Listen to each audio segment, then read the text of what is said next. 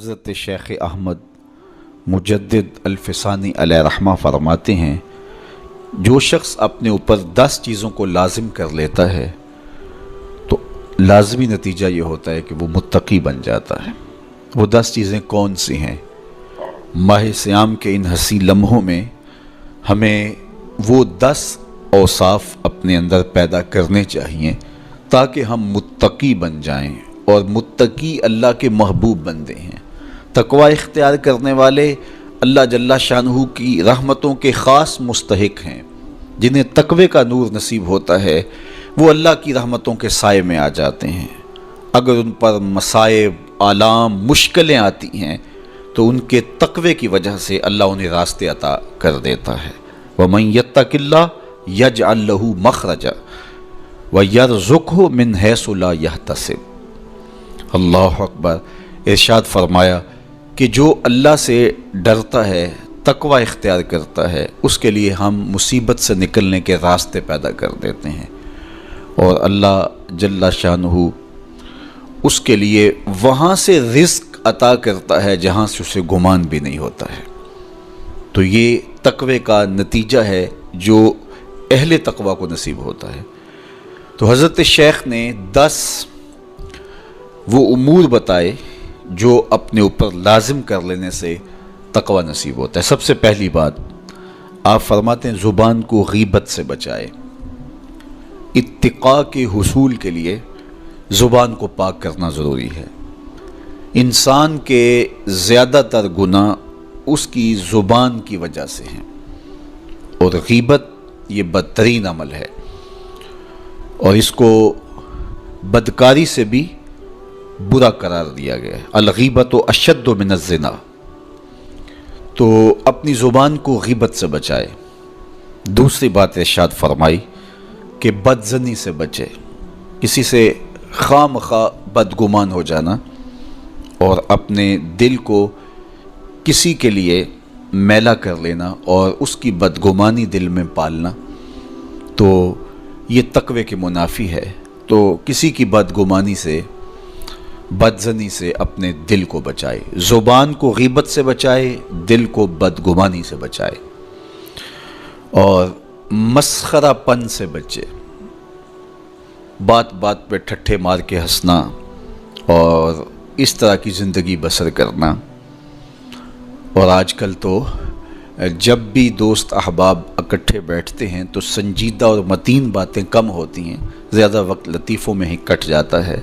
انسان کو خوش مزاج ہونا چاہیے، اس کی طبع میں شگفتگی ہونی چاہیے، لیکن شگفتگی، خوش مزاجی اور مسخرہ پن میں فرق ہے، اس کو سمجھنا چاہیے۔ سنجیدہ اور متین زندگی یہ مومن کی زینت ہے، انسانیت کا حسن ہے۔ اس لیے تقوی کے حصول میں مانع ہے مسخرہ پن۔ اگر کوئی شخص متقی بننا چاہتا ہے تو اس کو سنجیدہ اور متین بننا ہوگا۔ طبیعت کی خوش مزاجی یہ معنی نہیں ہے، لیکن مسخرہ پن اور چیز ہے، اس سے روک دیا گیا۔ چوتھی چیز حضرت شیخ احمد فرماتے ہیں کہ اپنی آنکھ کو حرام سے بچائے۔ اپنی آنکھ کی حفاظت کرنے سے تقوی حاصل ہوتا ہے۔ جب آنکھ خراب ہوتی ہے تو دل خراب ہوتا ہے، جب دل خراب ہوتا ہے تو پھر پورا بدن خراب ہو جاتا ہے۔ اس لیے وہ دروازہ جو کھلا ہے اور اس سے بدی شر اندر اتر رہی ہے، اور پھر اس سے آپ کا سارا نظم ہستی برباد ہو رہا ہے، تو اس دروازے کو بند کریں۔ تو اپنی آنکھ کو حرام سے بند کریں۔ پانچویں چیز ارشاد فرمائی ہمیشہ سچ بولے۔ جھوٹا شخص کبھی متقی نہیں ہو سکتا۔ اتقاء کے حصول کے لیے اپنے آپ کو سچ کا خوگر بنانا ہوگا۔ سچ کے بغیر کبھی نہ بولیں۔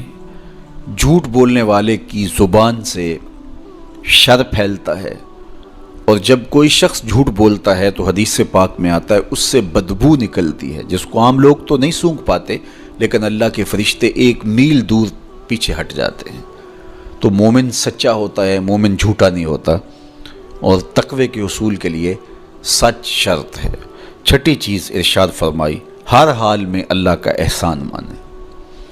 جب کوئی بھی انسان پر بہتری آئے تو اس وقت یہ کہے کہ یہ میرے رب کا احسان ہے کہ مجھے یہ حاصل ہوا ہے۔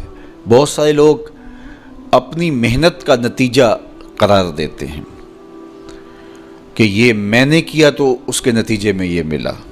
بسا اوقات آپ کتنا سیدھا کام کر رہے ہوتے ہیں، کتنی محنت کر رہے ہوتے ہیں، لیکن نتیجہ اس کے برعکس آ رہا ہوتا ہے۔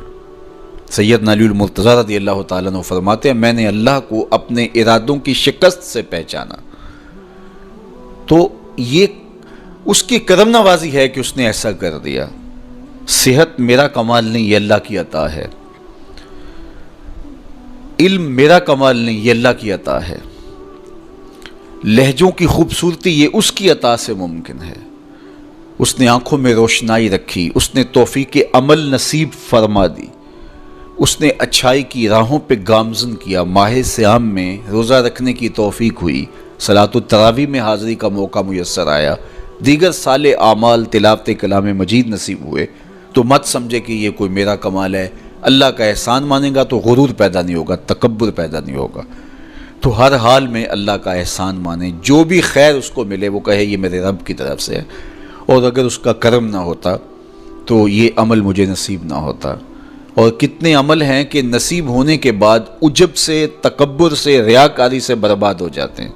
کیتی کتری پئی کھو محمد تے سکہ بنیا زردہ، کتنے عمل ہیں کہ برباد ہو جاتے ہیں، تکبر آ گیا، عجب آ گیا، ریاکاری آ گئی، تو یہ اس کی طرف سے ہی ہے۔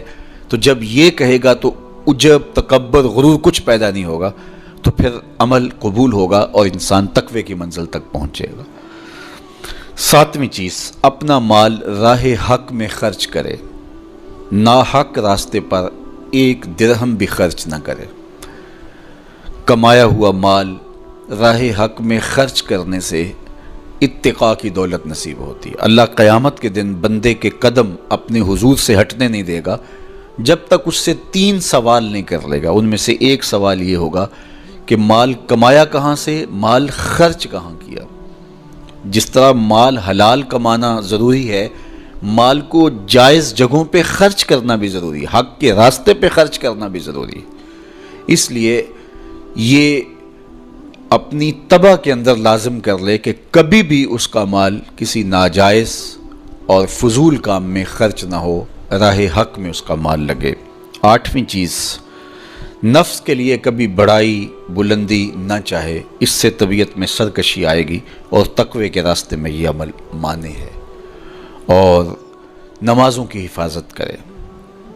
نمازوں کی اگر حفاظت نہیں کرتا تو باقی سارے عمل اس کے پاس ہیں، تو وہ متقی کیسے بن سکتا ہے؟ چونکہ یہ تو اسلام کا بنیادی فریضہ ہے جو اہل ایمان پر لازم کیا گیا ہے، جو کسی صورت کے اندر بھی، حتیٰ کہ حالت بیماری کے اندر بھی معافی جس کی نہیں ہے، سفر کے اندر بھی نماز کی معافی نہیں، مختصر کر دی گئی، قصر کر دی گئی، لیکن معافی نہیں دی گئی، حالت جنگ کے اندر بھی اس کی معافی نہیں ہے۔ تو نمازوں کی محافظت کرے۔ اور 10ویں چیز، حضرت شیخ فرماتے ہیں عقیدوں کی صحت کا خیال رکھے، اپنے عقیدے، اپنے نظریات خوبصورت رکھے۔